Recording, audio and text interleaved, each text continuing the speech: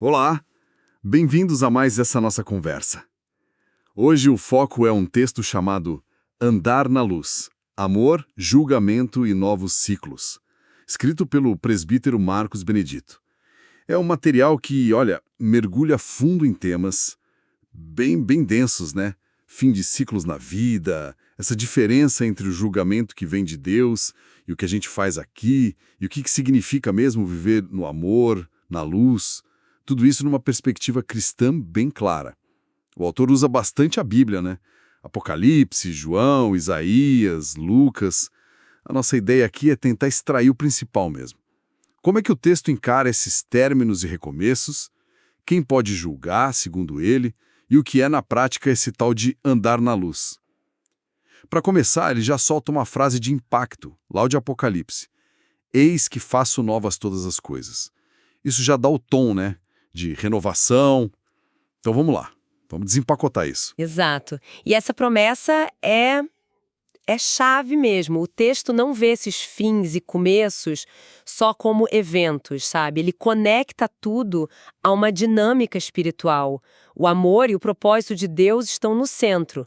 A ideia principal que o autor defende é que mesmo aqueles finais bem difíceis, as perdas, elas podem ter um sentido de proteção divina e não de castigo.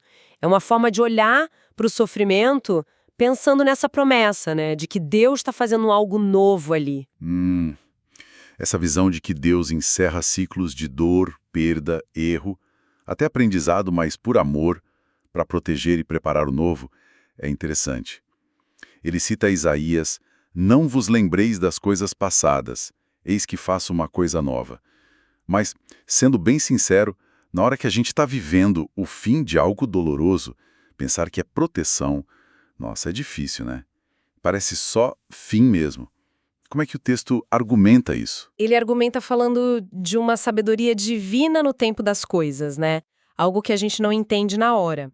Deus saberia a estação certa para tudo. Só que o texto não para aí, na consolação. Ele logo aponta um perigo, uma armadilha bem humana, eu diria.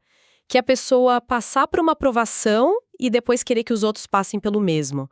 Quase como se, tipo, a dor fosse um pré-requisito para ser espiritual de verdade, sabe? Ah, entendi. E o autor, ele rejeita isso de cara. Totalmente. Ele diz que isso é o contrário do Evangelho. E para reforçar, ele usa a primeira carta de João, capítulo 2. Ali ele conecta muito forte o conhecer a Deus e o andar na luz com amar o irmão na prática.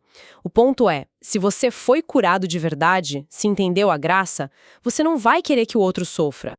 Pelo contrário, né? A superação real para ele leva à compaixão, não a exigir que o outro passe pela mesma dor. Então essa atitude de, eu sofri, então você tem que sofrer também para aprender, seria um sintoma de que a cura não está completa, que a ferida ainda está ali mandando. Precisamente, o autor é muito direto. Ele fala: quem deseja que outros sofram o que sofreu ainda não foi completamente curado. E mais, né?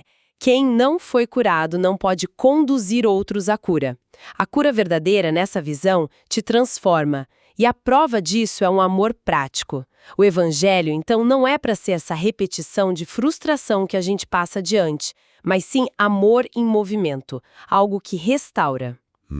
E essa questão do amor e da cura leva para outro ponto central que o texto bate bastante: o julgamento. O autor cita João 5:22, né? Porque o Pai a ninguém julga, mas deu ao Filho todo o juízo. Parece bem claro, o lugar de juiz é só de Cristo. E o interessante é o quão radical é a consequência prática que o texto tira disso. Se só Cristo julga, então qualquer tentativa nossa, humana, de dar um veredito final sobre alguém se merece, se não merece, se tá pronto, se não tá, é como se fosse uma usurpação. É delimitar bem o nosso lugar e o lugar de Deus, sabe? O que pode ser até desconfortável para algumas pessoas. Ele até liga isso com a glória de Deus citando Isaías. A minha glória não a darei a outrem. A lógica seria, assim como Deus não divide a glória, também não divide o poder de julgar.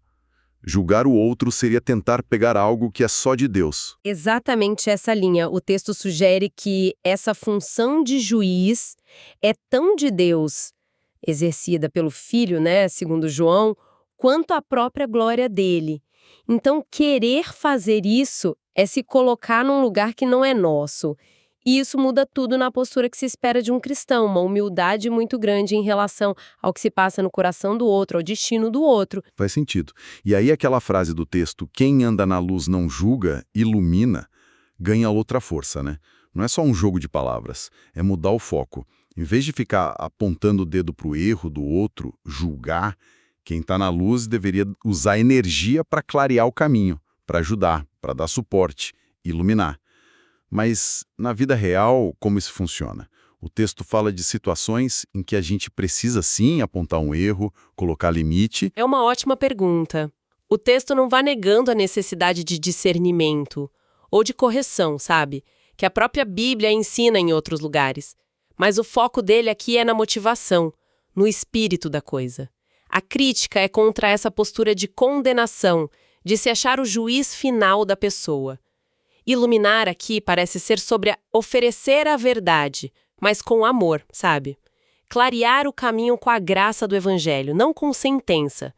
O texto critica pesado, inclusive, líderes religiosos que agem como juízes. Diz que isso distorce o chamado deles, que seria mais de guiar, de cuidar, não de condenar. Para ele, assumir esse papel de juiz é andar em trevas, não importa o cargo. Entendi. E o que seria, então, mais a fundo esse andar na luz? O texto amarra isso diretamente com amar, né? Totalmente. A base para isso é, de novo, 1 João 2. A lógica ali é quase direta. Quem diz que está na luz e odeia seu irmão continua nas trevas. E o contrário, quem ama seu irmão permanece na luz e nele não há tropeço. Ou seja, amar o irmão não é só uma dica boa, é a condição para estar na luz, nessa interpretação. Odiar, ou mesmo a falta de amor ativo, já te coloca nas trevas espirituais. E o interessante é que a escuridão aqui não é falta de saber coisas, mas uma condição moral de relacionamento. E como isso vira ação concreta, além de não odiar? O texto fala de 1 João 2.3 e 4. A gente sabe que conhece a Deus se guarda os mandamentos. E quem fala que conhece, mas não obedece, é chamado de mentiroso. Isso quer dizer que, para o autor, conhecer a Deus é mais prática do que só acreditar ou sentir. Exatamente. O texto insiste nisso. Conhecimento de Deus de verdade não fica só na cabeça, ele aparece nas ações. Como? Obedecendo os mandamentos, que no Novo Testamento, especialmente em João, se resumem muito no amor. E esse amor se mostra quando a gente manifesta o caráter de Cristo. O autor define isso com verbos de ação: curar, libertar, restaurar. É o oposto de causar dor, oprimir, julgar, ferir.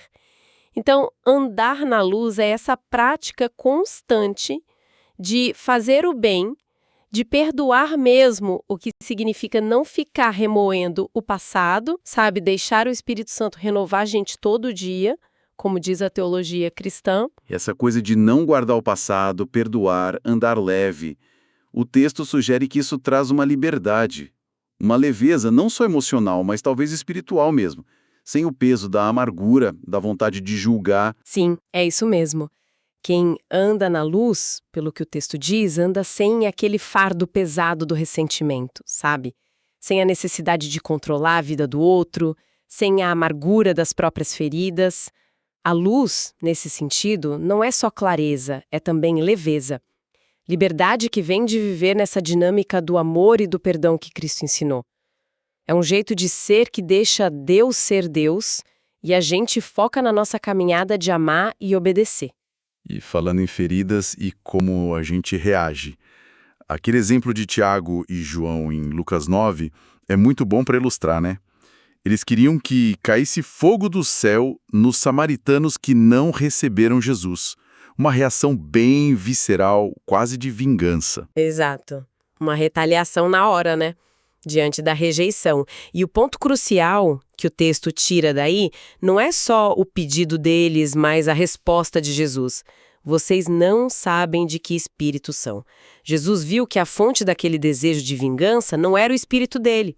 O espírito que movia os discípulos ali não era o de Cristo. O amor de